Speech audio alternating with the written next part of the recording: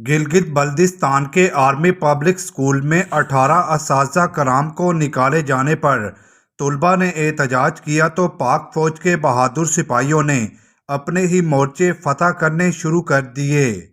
नाज़रीन, करप्ट टोले को बचाने की खातिर इन जर्नैलों ने पूरी आर्मी को कहीं का न छोड़ा।